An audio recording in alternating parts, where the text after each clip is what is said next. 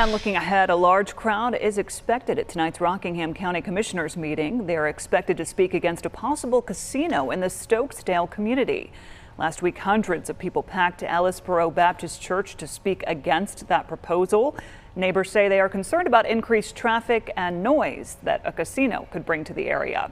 The Rockingham County Planning Board recommended that county commissioners reject a developer's rezoning request for the site along Highway 220. Commissioners are expected to vote on the request at their meeting on August 21st. A rezoning request in Winston-Salem has the attention of people who live in the historic Ardmore neighborhood. Spendra LLC is requesting to rezone the southwest corner of West Academy Street and Brent Street for a multifamily residential building.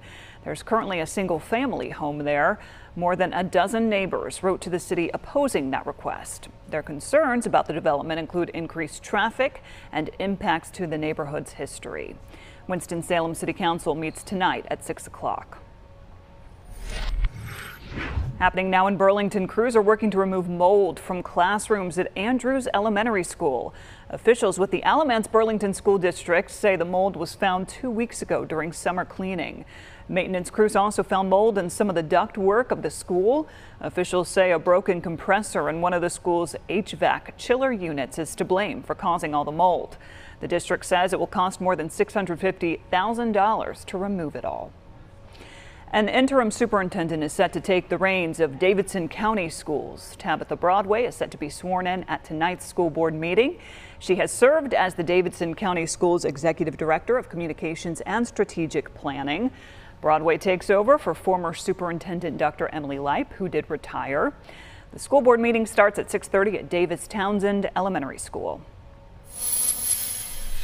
State lawmakers still have a number of major issues to decide on before they wrap up this legislative session.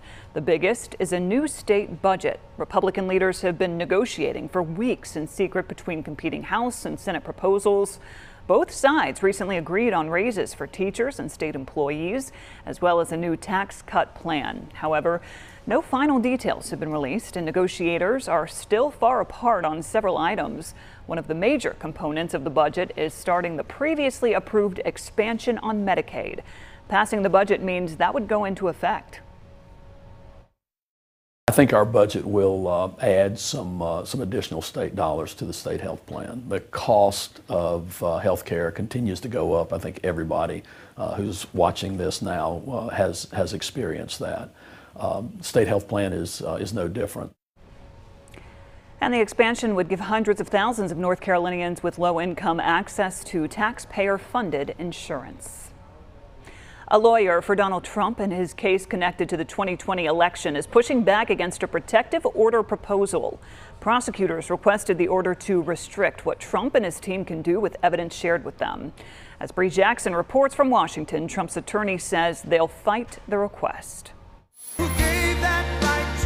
Former President Donald Trump lashing out at special counsel Jack Smith over the weekend. If I wasn't, we wouldn't be under investigation by deranged Jack Smith. And blasting the judge overseeing his 2020 election interference case, writing, "There is no way I can get a fair trial with the judge assigned." That same judge set a 5 p.m. deadline for Trump's legal team to respond to a request from the special counsel to block him from commenting publicly on parts of the case, all while Trump's attorney and his critics speak out. The government, the Biden administration, would have to prove beyond a reasonable doubt that President Trump did not believe that he had won the election. They will never be able to do that. He tried to steal the entire election. And his lawyers up there saying, oh, that's just a matter of him expressing his First Amendment rights. That's deranged. Trump's former vice president turned 2024 GOP rival Mike Pence says he has no plans to testify against him, but is not ruling it out. They were asking me to overturn the election. I had no right to overturn the election. I know we did our duty that day. Other Republican presidential candidates are also weighing in. Of course he lost. Trump lost the 2020 election. Of course. Okay. Joe Biden's the president. The next hearing in the election case is set for August 28th. And back in June, a federal judge issued a protective order barring former President Donald Trump from disclosing on social media or keeping evidence that the government is set to turn over to him in the classified documents case. In Washington, Bree Jackson, NBC News.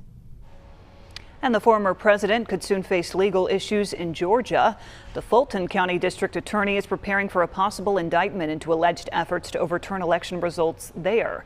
The DA says she will make a decision about charges in the next few weeks.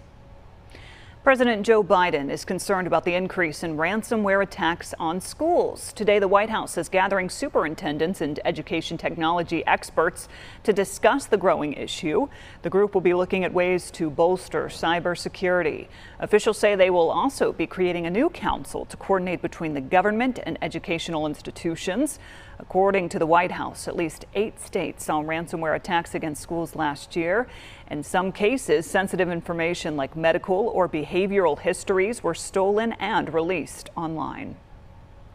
Mount Airy police are looking for the driver who hit a woman crossing the street with their car and then just left the scene.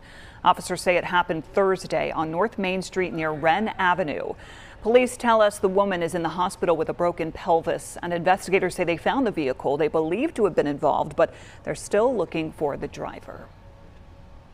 A Martinsville man is in jail after a stabbing at a birthday party in Virginia. The Henry County Sheriff's Office says Frankie Merchant was at the party on Stanley Court in Collinsville early Sunday morning when he got into a fight. Investigators say he stabbed 2 people during that fight, and a third person was hurt while trying to stop the fight. Merchant is charged with 3 counts of malicious wounding, and those who were stabbed are said to still be recovering in the hospital.